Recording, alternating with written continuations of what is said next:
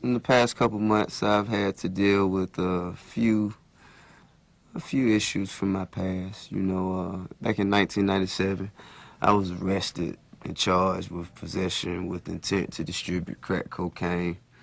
And in '98, I was sentenced to 7 years probation.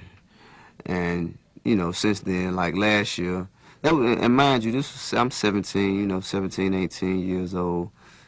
Still finding my way, making my way. What I'm saying, up and coming black man in America, hustling, trying to make it. And what I'm saying, and the ramification of my acts back then, they followed me to 2004. So I get pulled over and for minor traffic violations, and catch little charges here and there, things that anybody in society would encounter in everyday activities, and it kind of fanned the flames from my probation, back then, which would cause for a probation warrant to be issued, which would cause for me to have to turn myself in and go before a judge for a probation revocation. And I had to deal with that. You were in violation of your probation. Exactly. But it wasn't half as serious as everybody made it out to be.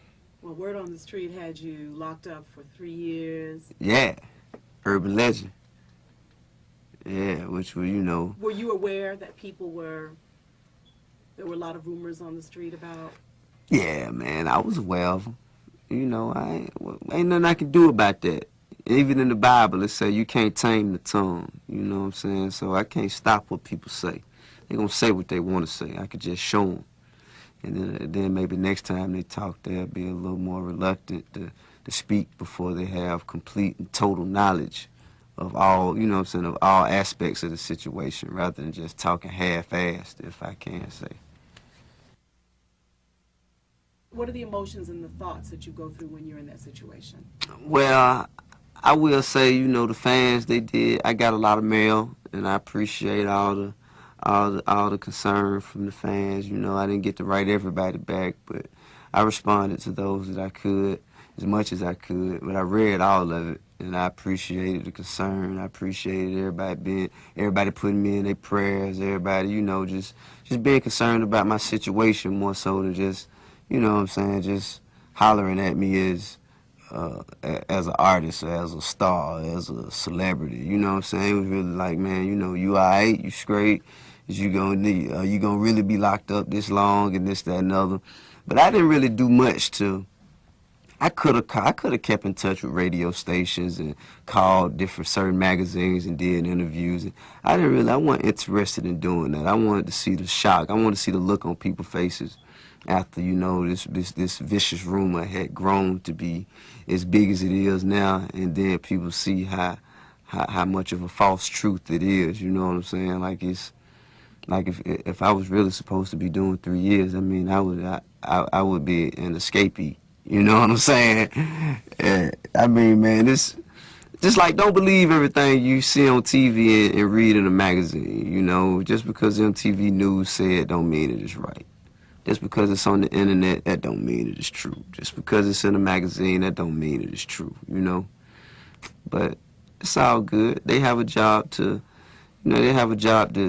produce a story, but it's your job to decipher and, differentiate the false from the truth. And I'm the truth, and, and I'm present, here to say that I'm the truth.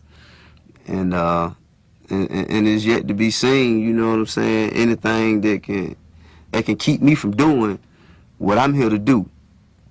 Nothing short of an assassination is gonna stop me. You know what I'm saying? Anything else, man, it's just gonna piss me off, man, and make me work harder.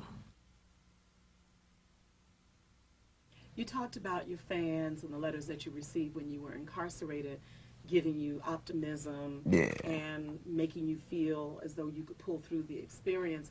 What else fuels your determination to succeed in general past you being incarcerated? Honestly, haters.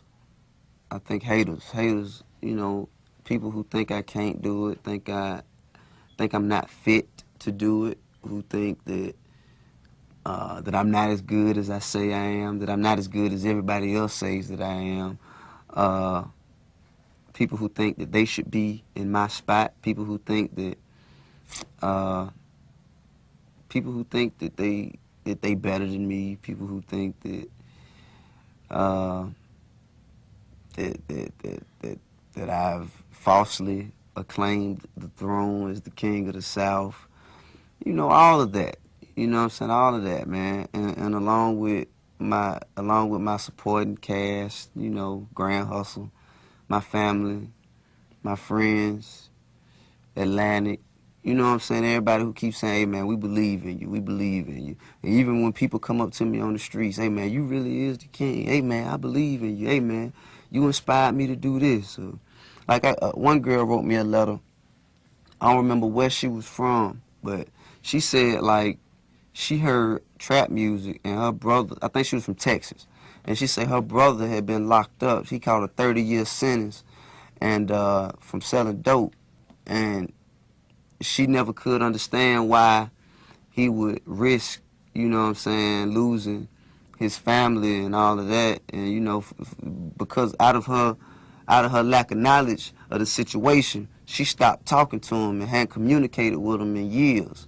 And she said she heard just doing my job, and it kind of, you know, it kind of opened a lot of doors and shed a lot of light on the topic. And now, you know what I'm saying, they kind of rekindled their relationship, you know what I'm saying. So things like that motivate me and keep me going, knowing that I help somebody in a positive manner, you know what I'm saying, knowing that I participated in the, you know, in someone's uprising instead of someone's downfall.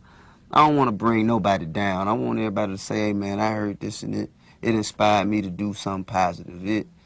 It motivated me to do something worth doing, something worthwhile. And that's a lot of motivation for me. Do you feel like the incarceration experience aged you some? Nah, Or I should I say the mean, incarceration experience? nah, not really. Nah, I felt like that before then. I mean, if anything, I felt like that preserved me. You know, you know what I'm saying? Like, How so? I mean, when you locked up, you ain't doing nothing. It ain't, you know, there's no harsh sunlight, no, you know what I'm saying? There's no alcohol, no intoxicants. It's, you really like, you know what I'm saying? You're just preserving yourself until you hit the streets again. You working out, you're in shape, you know what I'm saying? You conditioning your mind, reading a lot, you know, getting more into the Bible, you know what I'm saying? Becoming closer with God and all of that, you know what I'm saying? You really just preserving yourself and getting yourself ready for when you hit the streets again, for you to put your best foot forward this time and to really take advantage of all the opportunities that you have waiting on you. You know what I'm saying? And to do everything in your power to create opportunities if you don't have any waiting on you. You know what I'm saying? You can basically just put forth a master plan of how you plan on taking over. You know, in any movie, anybody who went to jail, you can see once they from Don King to George Young and Blow and there's plenty of them. Malcolm X? Malcolm X, yeah, yeah. You know, people go to jail and they get their minds right. Then when they get out, they way like a lot of them. Long as they did the right thing while they were there, they way better than when they went in. Like my uncle even. You know, he went in and learned how to build a house from top to bottom. Now he's the president of a construction company that is quite lucrative right now. You know, so it's not the time, it's what you do with it. Time gonna do itself. All you gotta do is lay down and wake up. You know what I'm saying? Inhale and exhale. Time gonna do itself.